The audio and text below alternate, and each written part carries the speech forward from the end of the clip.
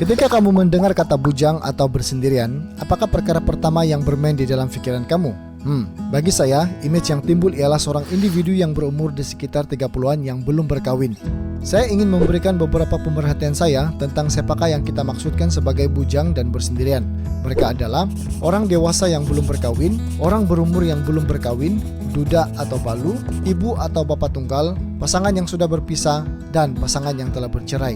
Dalam perkongsian kali ini, saya akan menggunakan istilah bersendirian dan kadang-kadang digabungkan dengan istilah bujang, karena bukan orang bujang saja yang bersendirian. Bukan semua orang bujang atau yang bersendirian di gereja memerlukan pertolongan pelayanan istimewa, walaupun pelayanan sedemikian bertujuan untuk membuka peluang bagi mereka mendapat kenalan baru. Walau bagaimanapun, tanggapan tersebut hanya benar sekiranya komuniti gereja sudah berfungsi sebagai sebuah keluarga penyayang dengan bilangan rumah terbuka yang mencukupi bagi mereka yang kesepian, sama ada yang bujang maupun bukan. Sekiranya tidak, pelayanan sedemikian mungkin tidak diperlukan. Aktiviti-aktiviti di dalam gereja harus lebih menyeluruh dan bukan hanya untuk persekutuan bagi orang-orang bujang atau yang bersendirian. Ini adalah karena mereka memerlukan hidup komuniti yang lebih seimbang dengan individu-individu dari berbagai tingkat umur dan kedua-dua jenis jantina. Gereja yang menyokong atmosfera kekeluargaan seperti ini adalah lebih indah dan menyeluruh bagi mencerminkan keluarga milik Allah yang abadi.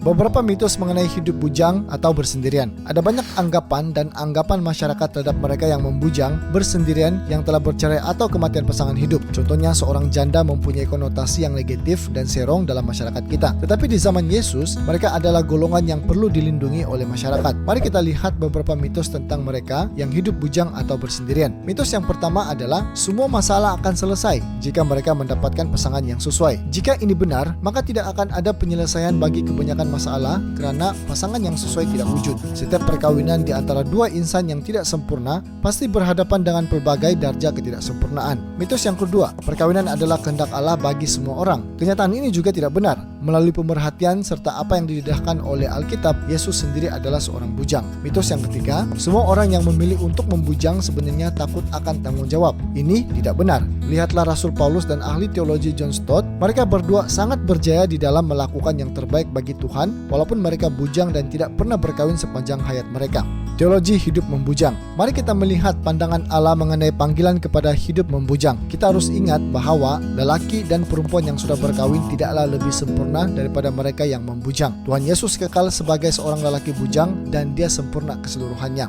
Dalam Matius 19 ayat 10 hingga 12, Tuhan Yesus memberikan kita 3 sebab utama mengapa ada orang yang kekal membujang. Sekumpulan orang Farisi baru saja mempersoalkan hal perceraian kepada Yesus. Yesus menjelaskan bahwa sejak dari awal Allah menetapkan perkawinan sebagai satu ikatan yang abadi di bumi.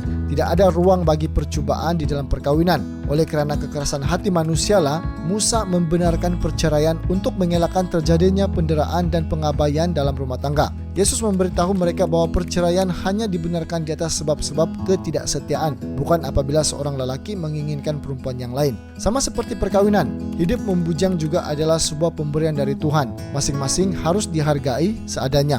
Potensi bagi kedua-duanya harus digunakan untuk Allah. Bagaimanapun, hidup membujang mampu memberikan lebih kebebasan di beberapa aspek jika dibandingkan dengan mereka yang sudah berkawin. Pelayanan kepada orang bujang atau bersendirian di gereja. Yang pertama adalah konseling. Konseling di antara rakan sebaya serta jantina yang sama adalah pilihan yang paling bijak. Kecualilah jika ia dijalankan di dalam kumpulan-kumpulan kecil. Adalah sangat penting bagi konselor untuk mengetahui perlindungan di dalam persahabatan yang mampu mengubah bersama Tuhan. Jika tidak, mereka akan menjadi tongkat bagi satu sama lain dengan menjalinkan satu hubungan yang tidak sehat dan tidak ada orang yang bertanggung jawab ke atas mereka. Dalam hal ini, para konselor harus lebih berhati-hati ketika membantu orang bujang yang bermasalah dalaman. Sekiranya mereka berasa ditolak oleh konselor, mereka sering tidak mempunyai bahu untuk dipinjam apabila mereka kembali ke tempat masing-masing. Tetapi jika mereka tersalah pilih bahu untuk dipinjam dalam meluahkan perasaan mereka, ini akan menambahkan lagi masalah mereka. Yang kedua, memahami selibasi. Jika kita memandang selibasi sebagai satu pemberian Tuhan, kita harus menerima kenyataan bahwa ia bukan sebuah pilihan untuk orang yang membujang tersebut. Ada seorang bujang yang memberitahu saya bahwa ia masih kekal sebuah misteri bagaimana dia boleh menjadi seorang pembujang.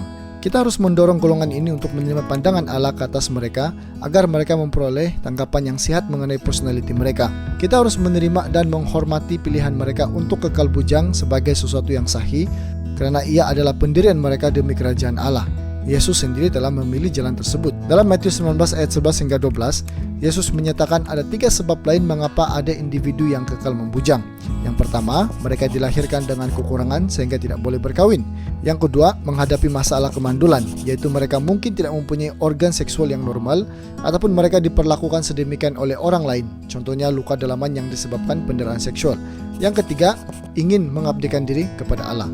Oleh itu, salah satu pelayanan bagi gereja ialah untuk memastikan setiap individu yang bersendirian, sama ada duda, balu, atau mereka yang tidak pernah berkawin, dikasihi dan dijaga ketika hari tua supaya mereka dapat memasuki hadirat Allah dengan penuh sukacita. Mungkin orang-orang bujang boleh berusaha untuk hidup di dalam komuniti apabila mereka mencecah umur 40-an.